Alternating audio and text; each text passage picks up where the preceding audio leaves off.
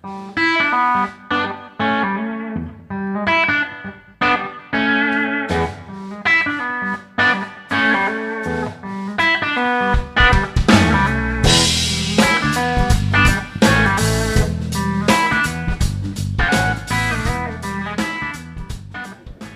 I'm going to talk about fog, or how I learned to stop worrying and love the cloud. So just to get started, I'm Wesley Beary. I go by Gmus online usually. That's my GitHub and my Twitter. I work at EngineYard, where they're kind enough to basically sponsor the fog project. I just get to work full-time on it and come out to conferences and kind of evangelize it a little bit and that sort of thing, which is pretty gnarly job, so I am very grateful to them for that. So first off, I just wanted to give like a baseline, like cloud, what are we talking about? Because there's a lot of buzz in this space that doesn't make any sense to me, honestly. Like the Microsoft to the cloud thing kind of annoys me, because I'm like, all right, let's just say cloud about everything, and then it won't mean anything at all. It'll be awesome. So just to be clear, when I'm talking about cloud in the fog context of what in the world I'm actually talking about, I want to narrow it down just a little bit. So the really core parts that I'm talking about are things like cloud computing and cloud DNS and cloud storage, like services that you're going to use to do something interesting. But there's also a few other kind of peripheral services that we're starting to see come out, like key value stores and load balancers and some queues and stuff like that. Which I think will probably be something that we'll see continue to evolve.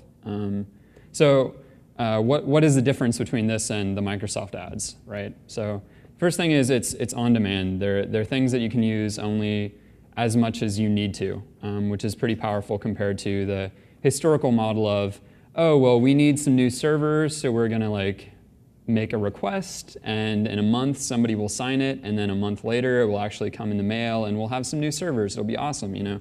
And we'll pay for those servers sort of indefinitely, despite the fact that they're degrading rapidly. This is just, you pay for exactly what you need when you need it. So it's way more flexible. You can add and remove resources as needed, and it's repeatable, which is really nice. Like, you don't really, in the historical context, get a chance probably to add and remove servers from the rack just to see what would happen, make sure that it works okay, so that you're ready when that happens again. But in the cloud context, since it is so easy, it's much easier to say, all right, let's spin up another node and add this to the cluster and see what happens, see if we're prepared to add and remove nodes, or if the system falls down when we do that. And by building systems with this idea in mind, we can actually end up with much more resilient setups, because we can know that adding and removing nodes won't bring everything down, because we've done it 1,000 times already before we had to do it. So when we do have to do it, we're just ready to go. We can just pull the trigger. So that being said, it sounds pretty awesome. Why was I worried, right? So first off, there's a lot of option overload. I mean, in addition to Microsoft further confusing things with their ads about all of this like Microsoft Office stuff, there's a bunch of different providers that are all offering what seem from the outside to be very comparable services. So which one do I pick? Do I use Rackspace, or do I use EC2, or do I use one of the other 20 providers with a new one coming out every week? It's tough. And as you look across them, you need like this specialized expertise for every single one. To use Rackspace Cloud takes a certain set of knowledge. To use EC2 takes a certain set of knowledge. And once you start down one of those paths, the process of backtracking and going to the other one, if you figure out that you're wrong, can be very costly. So scary. So there are tools out there, and one would hope that it would help with some of this. But at the time that I was starting this project especially, I found that the tools themselves had very different APIs from one another, which in many cases were very different from the actual API that the provider had. And in many cases, I didn't feel the code quality was very high. Some of them weren't very well maintained. So it was kind of a minefield there, I felt like, that the API itself was hard enough to deal with, and then there were these sort of questionable tools on top of a questionable API, and I just didn't want to go there. So the other side of that is there's a lot of hope that's been put into some of the standards stuff that's going on in cloud, but it's moving kind of slowly, and for the most part, we need this stuff now. Like, we don't want to wait another 2 years for the cloud to kind of stabilize so that we can all use the same API. So this is, in some ways, meant to be kind of a grassroots, like, let's just take care of this standards thing now because we need to, effort. So the end result of all of this was a library that I ended up calling Fog. It's a Ruby library that abstracts a bunch of these cloud services and makes them a lot easier to work with, and hopefully you'll see what I mean by that and what that looks like.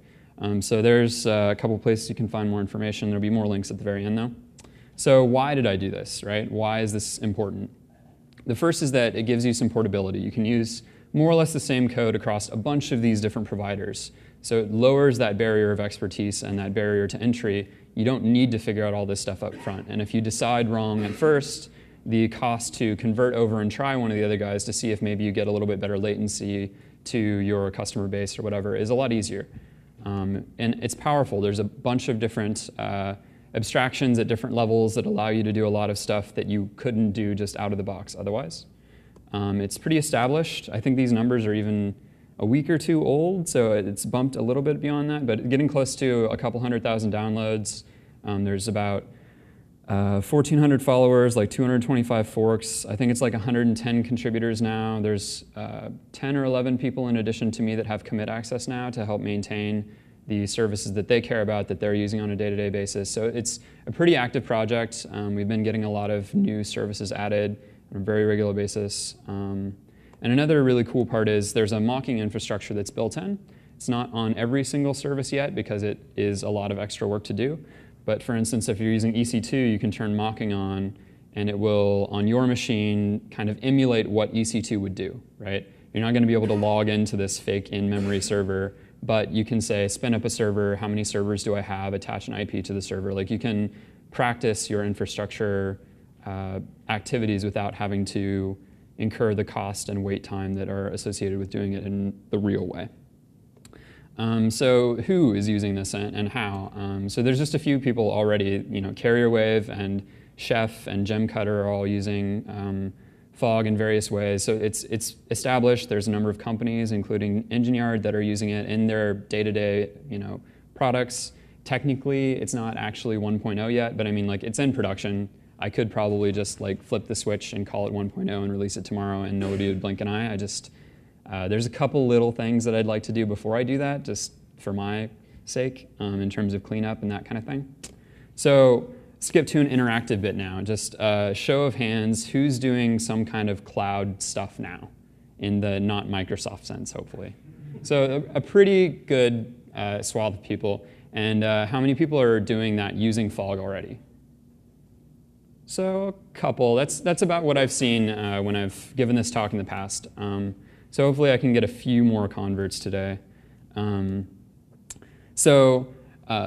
I usually get, especially from people who aren't already using the cloud, is, that's great, but I don't have a use case, right? That's awesome. All this stuff that you just said sounds great. Don't care, right?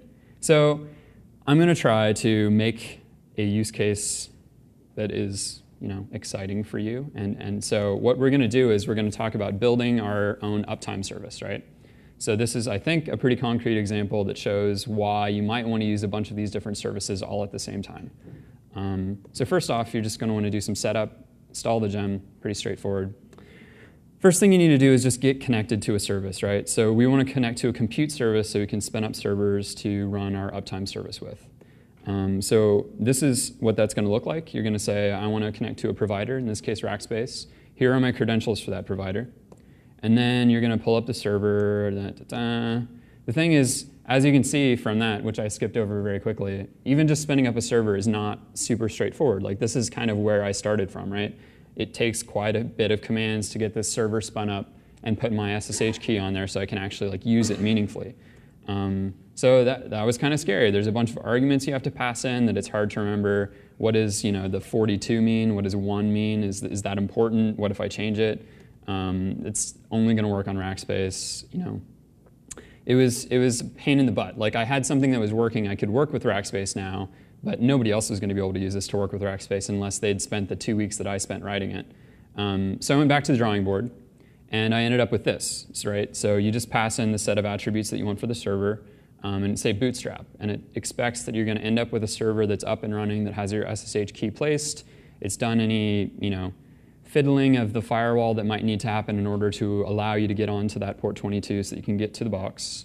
And so in this case, here's an example of what that might look like. You're saying that this is the image ID, and you can see that you're telling it what the private and public keys are so that it can set up that SSH for you. And again, like the 49, this isn't the most helpful. You know it's an image ID at least, right? Like that doesn't tell you what image it is. It happens to be Ubuntu, but at least you are in the right ballpark. You know 49 is the image ID. So what's this servers thing? Servers are what I call a collection. So if you just call compute.servers, you'll get a list back. You can call servers.get and pass an ID and get a particular one back. Basically, this is meant to emulate something like Data Mapper or Active Record, but for cloud resources, so that it's a familiar model. You can kind of just go in, do what you need to do. You can also call reload to get the latest and greatest, basically, because sometimes you'll just have a memoized copy and you might want to make sure that you have the most recent. You can call new, which will give you a local model without actually kicking it off and saving it, and then call save subsequently once you've done any setup that might be necessary.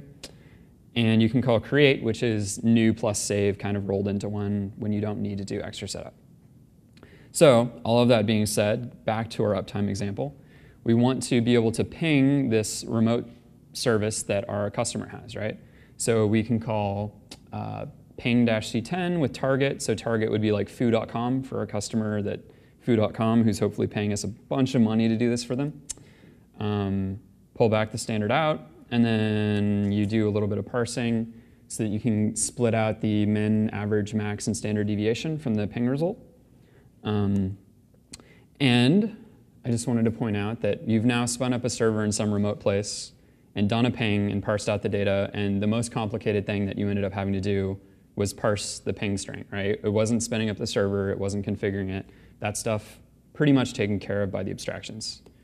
So then you just do a little bit of cleanup, destroy the server, and you have your data now as a hash. You can store it off into whatever database solution you want to use or whatever, and you're good to go. You can return that back to the customer, and you have an Uptime server. So what might be next? So just to give an example, here then is the sort of long original version of what it looked like to boot up EC2. And I've done this as a diff, so you can see this is about how much is similar between booting a Rackspace server and booting an EC2 server, which is to say pretty much nothing, right? So instead, we've gone back and we've set up this Bootstrap thing in the same way as we did before.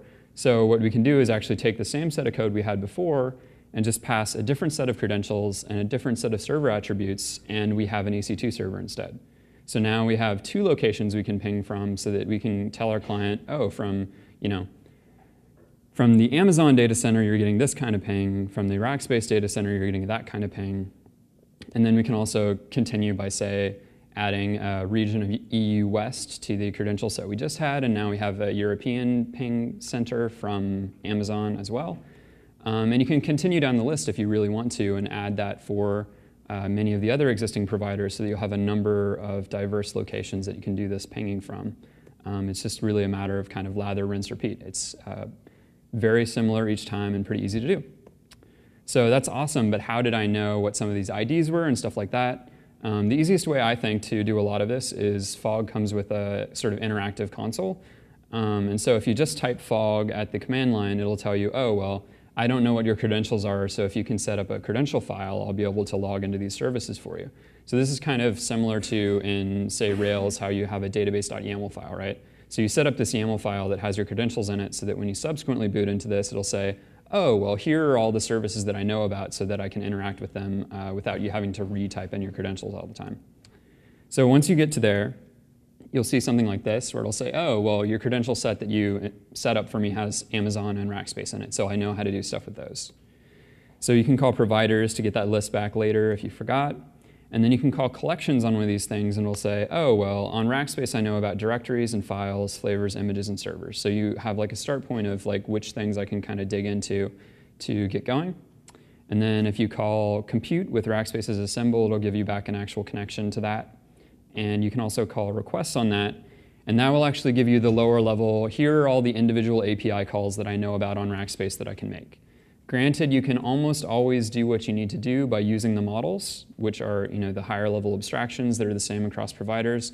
But every once in a while, you might want to do something that's very specific to that particular provider, and you're willing to make the trade-off of flexibility and for, say, performance. An example might be on EC2. You might really want to use EBS in order to get a little bit better I/O. Well, Rackspace doesn't have EBS, right? So if you choose to do that, you're going to lose a little bit of flexibility, but you'll gain that performance, and sometimes that's worth it. All right, so what are all of these? Providers are things like Amazon and Rackspace. That's the company that runs the service. It's kind of abstracted this way because a number of services, like Amazon, for instance, has a bunch of different services. So the providers are kind of at the top level. Services are right below that. It's things like compute, DNS, storage. And then collections are the actual objects that you can manipulate there. Models are what make up a collection. And then the requests, like I said, are the low-level API calls that the models themselves are built upon and that you can dive down into might it become necessary for you to do something very specific. So just to give you an idea of what these requests look like, you can call list servers on Rackspace, and you'll get back an XCon response, which will just have a body, headers, and status. It's an HTTP response, basically. In this case, the body's been pre-parsed from JSON for you, so it'll be in Ruby format, which makes it a little bit easier to work with. And the headers are also just a hash. So again, pretty easy to work with, but not nearly as easy as the models. So I definitely recommend the abstraction when you can use it, but the other stuff's there just in case. So for a quick sanity check, we'll just go through and we can select from the servers any that are ready. And ready, we'll just check to see if they're up and running, basically, which is an easier way than knowing that, on Rackspace, status started maybe is running, but on Amazon, some other status means that it's running. So we can check. We don't have any. We can check on Amazon too, just to make sure that we didn't leave any running there, because these things cost money. And I have made that mistake before, and it's not fun. All right, so for finding images, there's also a table helper. This is like all, but it's just a prettier printed version, kind of. So in this case, you can say, give me all the images. I want it in a table, and I only want to see the ID and name columns. That's it. And you'll get back something like this. It's actually a longer table. I omitted the parts that I didn't happen to care about in this case. But that can be a little bit easier format to read through if you're looking for something specific than the regular all thing, which is basically an inspected array from Ruby, which if you've looked at inspected arrays, you can certainly read through them, but it takes a little bit more effort than something like this nice table does. For Amazon, I tend to cheat. Technically, you can do this, but I usually just look at elastic.com, which has a listing of sort of the canonical Ubuntu images. All right. So exploring's great, but it's kind of slow still because you have to wait for the servers to actually boot up and stuff like that, and it can be expensive, especially if you leave 20 servers running overnight on accident, like I've done, thankfully only once, but once is more than enough to do that. So I want to give a quick introduction to what this mocking infrastructure looks like too. So in order to do that, you have a couple options. If you're working in the command line tool, which is still a great way to explore, you can set the environment variable fog mock equals true, which will turn this on for you, or if you're working in a script after you've required fog, you can call fog.mockbang. Either one effectively does the same thing. And so this is just a simulation. Basically, there's an in-memory hash that represents sort of like the state of the cloud. And as you make calls, it will update and reference that hash in order to give you back results that are consistent with the way that the cloud ought to work. So most functions are just going to work. And we've been careful to have it so that in a case where we know we haven't implemented something yet, it'll just raise an error immediately. So it's not that you'll get a result back that seems fishy and you'll wonder, oh, is this mock not finished yet? Or did it get forgotten about? Or is it broken? If it's not there, and it's going to tell you right away. So I run the test against both the mocked and unmocked. So I am at least reasonably confident that both work the same way. It's possible that there's missing test coverage or whatever, but that's a whole other problem. Quite welcome to any fixes on any of that or suggestions, but you should feel, for the most part, that they should act the same. And I know, for instance, at Engine Yard, most of the time we just run the mock tests and then run the main tests, like the real full integration ones, before deploy, but not on every single push, for instance. All right, so back to business. You have all this data, so what are you going to do with it? So now we're going to use some cloud storage as a way to aggregate some of that data. So similar to before, we can use fog storage.new to create the connection. The credentials look pretty similar. This time we're going to use Amazon for S3. We'll create a directory. We're going to set it to public true so that if we need to, we can just give our end users direct access to this data later. And then we're going to create a file. And one nice feature of this also is there's a public URL method, so that now that we've created this public file, we can just call public URL and just put that into the website, and that will take the customer directly to this piece of data should they need to go and grab it. All right, and to continue with that then, we can just switch the credentials out to Rackspace. We now have another storage location, so we don't have to worry about if all of S3 suddenly crashed, which is pretty unlikely but possible. We could send our customer maybe over to Rackspace instead, just to be sure, just to not have that hanging over our head. So then, again, for cleanup, we just go through, iterate over the directory, destroy all the files, and that's pretty much it. And then you can continue to extend that. There are some other storage providers. There's a couple more that aren't even listed here. Again, lather, rinse, repeat. All right, so that's all well and good. Now on to the important part, the profit part. So you've got this data, but how do you make it into a freemium model, right? Because that's pretty much what startups do, so far as I can tell. So we're going to use DNS to make a premium offering. So if foo.com comes to us and they are doing uptime monitoring for us, we want to be able to set up foo.com.uptime.com or something, right? A terrible example, but foo.uptime.com, let's say. So here again, you might recognize that this is familiar. You create a connection to DNS. This time we'll just use Zerigo just to kind of keep seeing that the provider differences are kind of abstracted away. We'll create a zone, create an A record in that zone that points to our customer name.domain name, and then we can just clean it up once we're done. And again, you can do this across a number of different providers, lather, rinse, repeat. So congratulations. You now have a startup just that I've given to you. It's a present. You just can copy and paste this code. I'll give you links at the end. Then you can deploy it. And then you'll just have to worry about budgeting, basically, I think, because what are you going to do with all this money? It's not like you had to do any of the coding, really. It's pretty straightforward. So I like coffee and bourbon and games, just throwing that out there. And then you can retire, basically. That's pretty much it. That is Fog for you kids. So love, right? So now this is the love part. Hooray, right?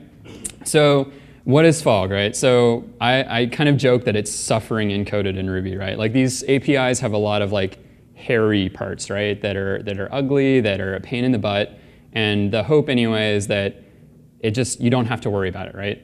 Because I worried about it, or somebody else, one of the contributors worried about it. My contributors are all awesome, by the way. But really, it's expertise encoded in Ruby is what it comes down to, right? There's a ton of stuff in there that you just don't have to worry about 99% of the time anyway, so you might as well let the library take care of it for you.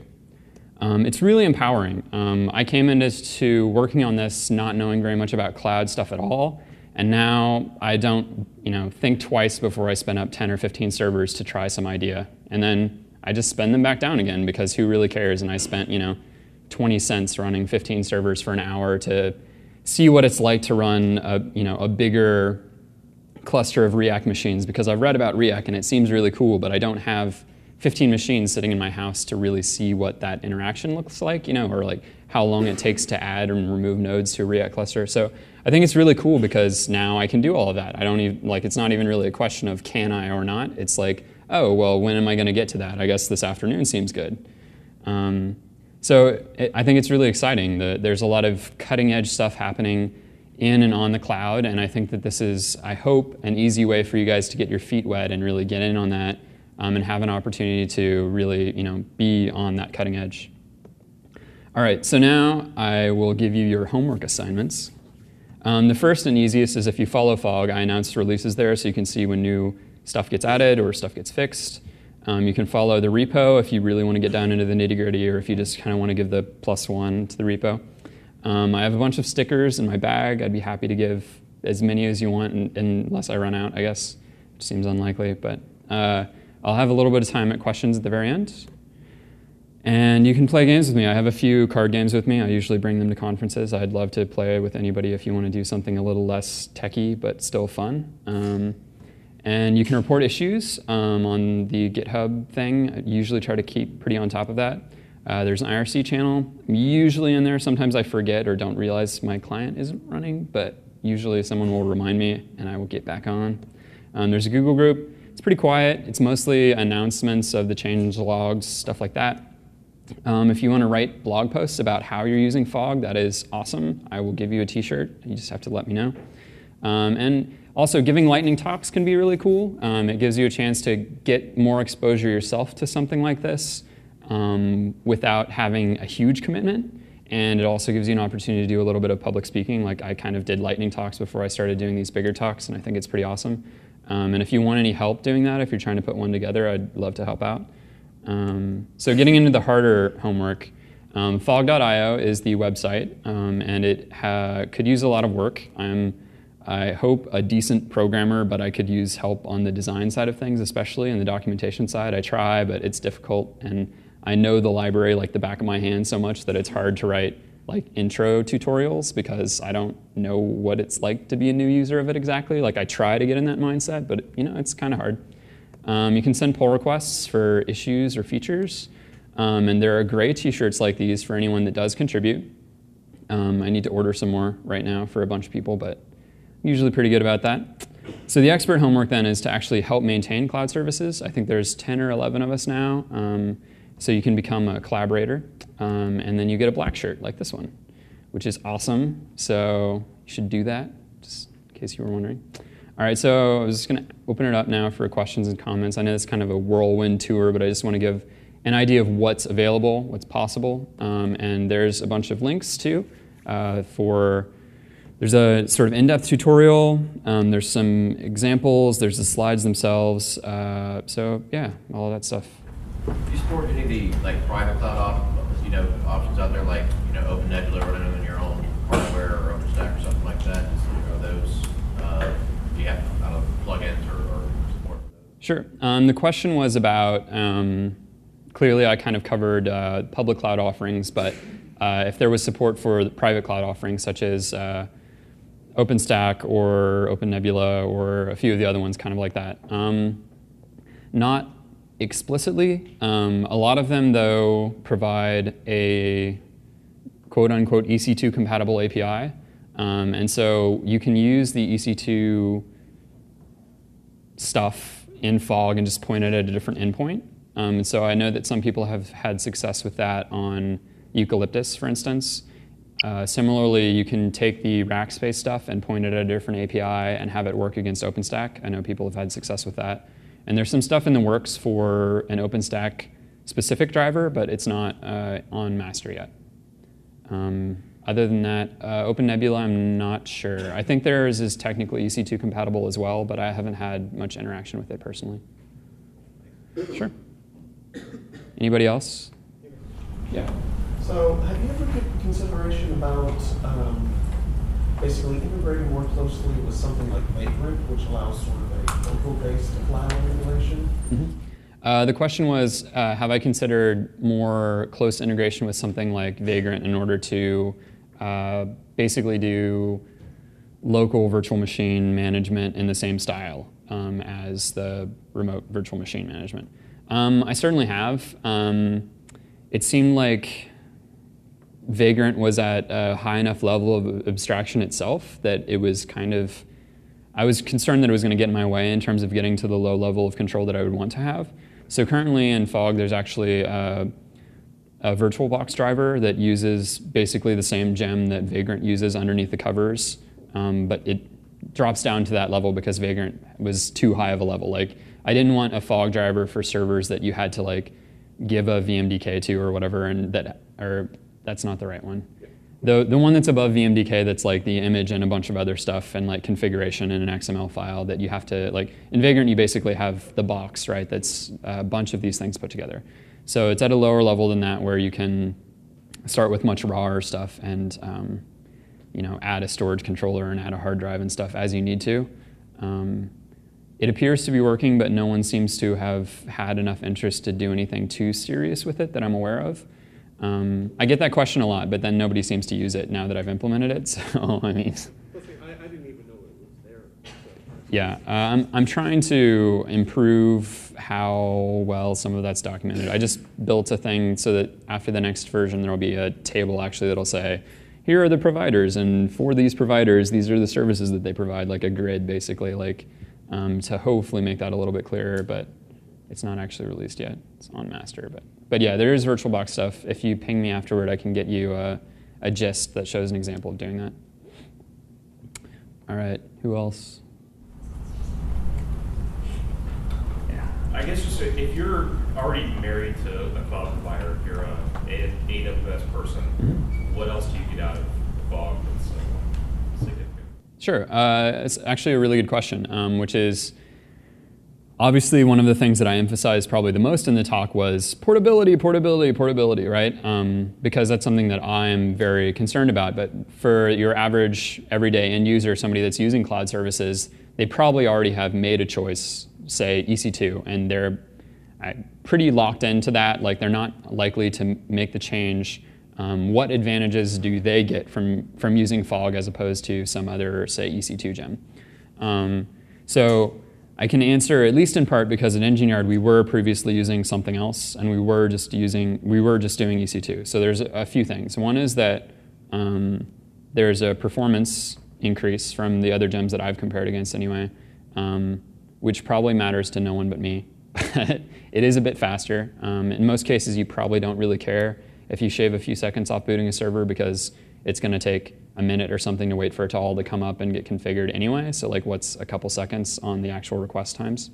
I think the mocks can be incredibly valuable, especially like within, that was one of the things for us, we had kind of like our hand-rolled mocks that were on top of AWS within Engine Yard for a while, but they were kind of flaky and they were pretty particular to what AWS in particular was doing, which made it pretty difficult to work with. And so by switching to Fog, you can, I think, have a good opportunity to increase your test coverage and usage because you can use those mocks to test a lot more stuff than you might normally test to feel more comfortable that it's doing the right thing, and then just switch it over into integration mode, at the last minute before you deploy something.